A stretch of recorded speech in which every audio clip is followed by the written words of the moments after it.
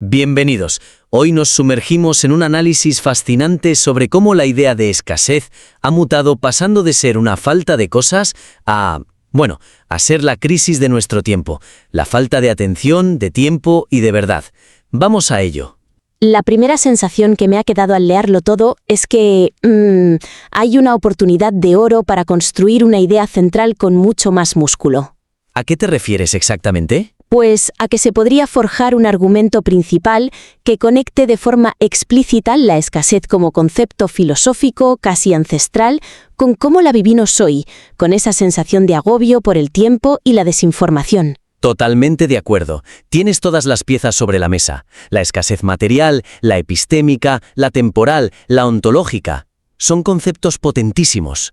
Pero ahora mismo da la sensación de que están como en habitaciones separadas. Exacto. Es como si tuvieras varios ensayos muy buenos, uno al lado del otro, pero no terminan de hablar entre sí para contar una única gran historia. Sí. Por ejemplo, el documento sobre el fenómeno de la escasez, que se remonta a Aristóteles, tiene una profundidad increíble, pero no se llega a usar como el cimiento sobre el que se construyen los problemas de ahora. Claro, los que se describen en escasez epistémica o en el texto de los comportamientos online. Justo. Al final, la sensación que te queda es que son ideas muy buenas, puestas una al lado de la otra, pero que no llegan a formar un argumento único que vaya creciendo. Justo ahí está la clave. Me pregunto, ¿y si en lugar de presentarlos por separado, creamos un hilo narrativo que muestre la evolución de la escasez? Contar una historia. Una historia, sí. Podríamos empezar con la escasez más fundamental, la ontológica, la idea de que ser humano es, en esencia, ser incompleto. Y a partir de ahí, mostrar cómo esa condición básica se ha ido transformando. Vale, me gusta la idea. Una especie de biografía de la escasez. ¿Y por dónde empezaríamos a tirar de ese hilo para que no se nos rompa? Pues yo iría al origen de todo.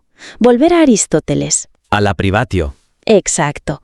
Alasteresis o privatio. Es un término un poco denso, lo sé, pero la idea es brutalmente simple. Es la sensación de que algo falta. Y que esa falta es lo que nos mueve. Precisamente, Aristóteles decía que esa sensación de ausencia es el verdadero motor del cambio, lo que nos empuja a crear, a movernos, a evolucionar. Podríamos usar esa idea como el pilar de todo el argumento. O sea, presentar la escasez no como una simple falta, sino como la fuerza que impulsa la historia humana. Eso es. Entiendo. Empezar con el motor filosófico, la ausencia que nos obliga a actuar, me parece una base muy sólida. ¿Y cómo conectamos eso con Veblen y su teoría de la clase ociosa sin que parezca un salto demasiado brusco? Pues precisamente mostrando cómo cambia el objeto de esa falta. En la era de Veblen, con la abundancia material creciendo, la escasez ya no era solo de pan, sino de estatus. Claro. Su concepto de ocio ostentoso no es solo una curiosidad sociológica, es una estrategia brillante para gestionar esa nueva escasez. ¿Qué demostrabas pasando la tarde sin hacer nada productivo? Que te lo podías permitir. Demostrabas que poseías el recurso más escaso de todos para la clase trabajadora, el tiempo libre. Era una forma de decir, me sobra tanto tiempo que puedo permitirme malgastarlo. Claro. El tiempo se convierte en la nueva moneda del estatus, y eso conecta directamente con el análisis sobre nuestros comportamientos online. Exacto. Ahí es donde el hilo se tensa y se vuelve súper actual. A ver. El texto sobre la lente temporal describe nuestras vidas digitales como una serie de sesiones fragmentadas de trayectorias conductuales caóticas. Sí. Podríamos argumentar que eso es el reverso oscuro del ocio de Veblen. Ya no gestionamos el tiempo para demostrar estatus. Ahora luchamos contra el tiempo. Luchamos frenéticamente para gestionar una escasez brutal de tiempo y atención. Cada notificación, cada correo, cada pestaña abierta es una batalla en esa guerra. ¿Y la culminación de toda esa evolución sería entonces la escasez epistémica? Justo. Sería la conclusión lógica y, un poco desoladora de esta historia. A ver, explícate. Cuando los bienes materiales son relativamente abundantes y el tiempo está completamente fragmentado, ¿cuál es la última frontera de la escasez? La verdad. La verdad. La confianza. El significado. La escasez epistémica, que suena muy académico, no es más que eso. La crisis de no saber qué es real en un mundo saturado de información. Y así el argumento se cierra. Se cierra perfectamente. Empezamos con la falta de algo que nos empuja a actuar y terminamos con la falta de verdad que nos paraliza. De un estudio pasaríamos a tener una tesis contundente sobre la condición humana en el siglo XXI. Establecer ese hilo conductor desde lo filosófico a lo moderno es clave, sin duda. Pero esto me lleva a la segunda cuestión, que está muy relacionada. ¿Te sigo? Porque una vez que tienes esa estructura tan potente, ¿cómo te aseguras de que no se quede en algo puramente teórico? Ya veo por dónde vas. El análisis sería mucho más impactante si conectara esos grandes marcos con las experiencias del día a día. Has puesto el dedo en la llaga. Siento que a veces hay un abismo entre los textos más académicos, como el de la sobrecarga de información, y las fuentes más personales. Como los posts sobre las relaciones de pareja en redes sociales O el artículo sobre la comunicación con clientes. Exacto. A eso me refiero.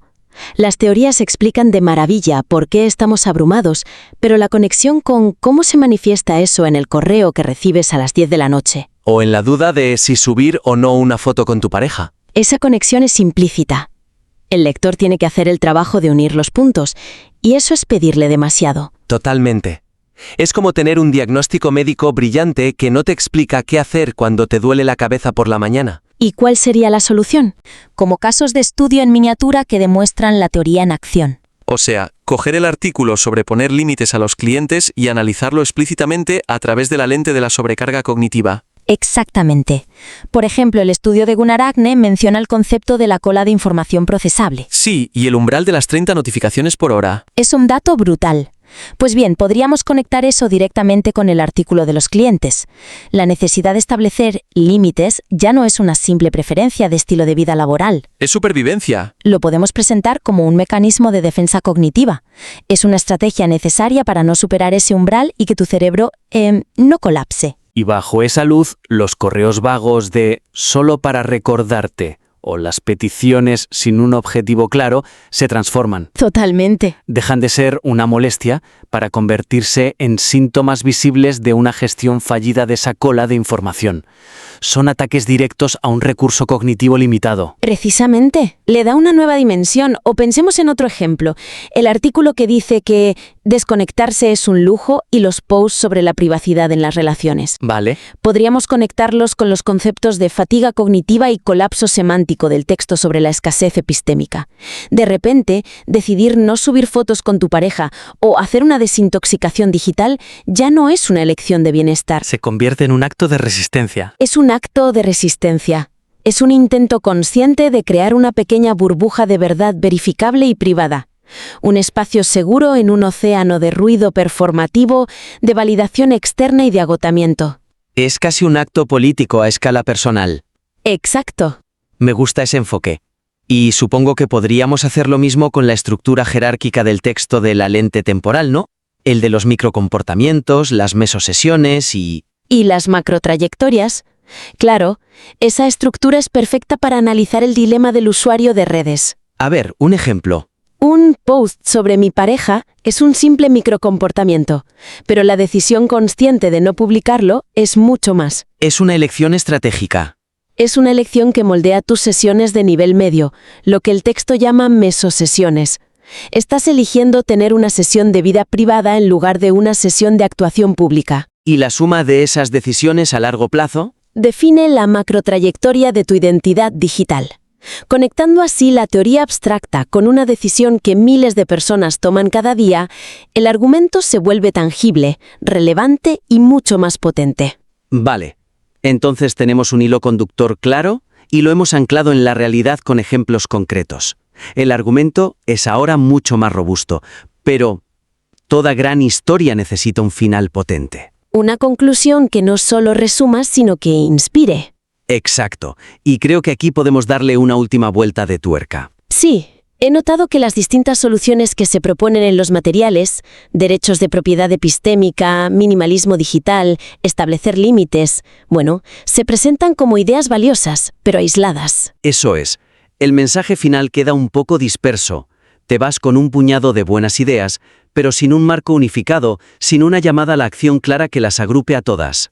Pues yo creo que todas esas soluciones apuntan en el fondo a la misma idea. ¿Cuál? Propongo estructurar toda la conclusión en torno a un concepto central: cultivar la escasez deliberada. Escasez deliberada. ¿Suena bien? El argumento final sería que, en una era definida por una abundancia que nos desborda, de información, de comunicación, de exigencias de mostrar nuestra vida, la nueva forma de acción humana significativa, el nuevo acto de rebeldía, es la creación consciente y estratégica de escasez. Me encanta el concepto. Escasez deliberada. Es un titularazo. Es muy potente. Pero, ¿no corremos el riesgo de que suene a un privilegio? ¿Cómo? El artículo que decía que desconectarse es un lujo. Exacto. ¿Cómo se le plantea esto a alguien que siente que no puede permitirse poner esos límites en su trabajo o en su vida social? Esa es una objeción fundamental y hay que abordarla de frente. No se trata de proponer una huida elitista al campo sin wifi. Claro. Cultivar la escasez no significa desconectar del todo, sino elegir deliberadamente qué ignorar, qué proteger y dónde trazar líneas rojas. Es un acto de selección, no de renuncia total. Es una estrategia de guerrilla, no una retirada. Exacto. De acuerdo. Entonces no es un interruptor de on-off, sino un ecualizador. ¿Y cómo materializamos esa idea usando las soluciones que ya están en los textos? Podríamos empezar por el minimalismo digital de Cal Newport. En lugar de presentarlo como una tendencia de autoayuda a más, lo enmarcamos como una aplicación práctica de una profunda aceptación filosófica de la escasez. ¿Vale? Su filosofía se basa en aceptar que no puedes consumirlo todo, que tu atención es finita y que, por tanto, estás obligado a elegir deliberadamente aquello que de verdad aporta valor. Es aplicar un filtro radical. Y los consejos del artículo sobre la comunicación con clientes se encajarían perfectamente ahí. Perfecto. Establecer límites en el trabajo se convierte en una forma de crear escasez profesional deliberada. Tratar tu tiempo como un recurso valioso. Exacto. Consiste en tratar tu propio tiempo y atención como lo que son, un recurso escaso y valioso. No es algo a lo que se pueda acceder bajo demanda con peticiones ambiguas. Exigir un correo claro o rechazar una reunión sin un orden del día es una forma de proteger ese recurso. Y para cerrar, podríamos conectar la idea más abstracta, la de los derechos de propiedad epistémica, con los pods sobre la privacidad en la pareja. Justo. Abogar por la creación de un límite epistémico personal. ¿Qué quieres decir con eso? Defender que cada uno tiene derecho a poseer y controlar la narrativa y la verdad verificable de su propia vida, sin la presión constante de la actuación pública y la validación externa. Reclamar el derecho a tener partes de tu vida que simplemente son. Sin necesidad de ser contadas, posteadas o validadas. Es tu historia, tu verdad, y tú decides sus fronteras. Y así cerramos el círculo. Porque todo esto nos lleva de vuelta al punto de partida, a la visión ontológica de la escasez de Aristóteles. El motor del cambio. Exactamente. La conclusión final sería que, al crear y gestionar deliberadamente la escasez en nuestras vidas digitales, escasez de ruido, escasez de exposición, escasez de disponibilidad, no nos estamos retirando del mundo. Al contrario. Al contrario, estamos participando en el acto humano más fundamental que existe: crear significado, libertad y propósito a partir de la limitación. En un mundo de exceso, el poder reside en la elección de lo que decidimos que nos falte. En resumen, y para que quede claro el camino a seguir, hemos visto 3 grandes oportunidades de mejora. A ver. La primera, tejer todos los conceptos de escasez en una única narrativa, una historia que muestre su evolución desde la falta filosófica de Aristóteles hasta la crisis de verdad actual. La segunda, construir puentes sólidos entre las teorías abstractas sobre la sobrecarga y las experiencias cotidianas.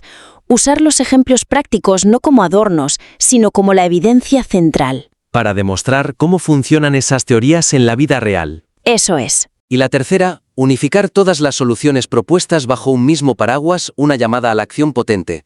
La idea de cultivar la escasez deliberada como la respuesta estratégica y necesaria a la abundancia desbordante de la era moderna. Un plan de acción muy claro. Te invitamos a trabajar sobre estas sugerencias y a compartir con nosotros el material revisado. Estamos convencidos del potencial que tiene y será un placer continuar este diálogo.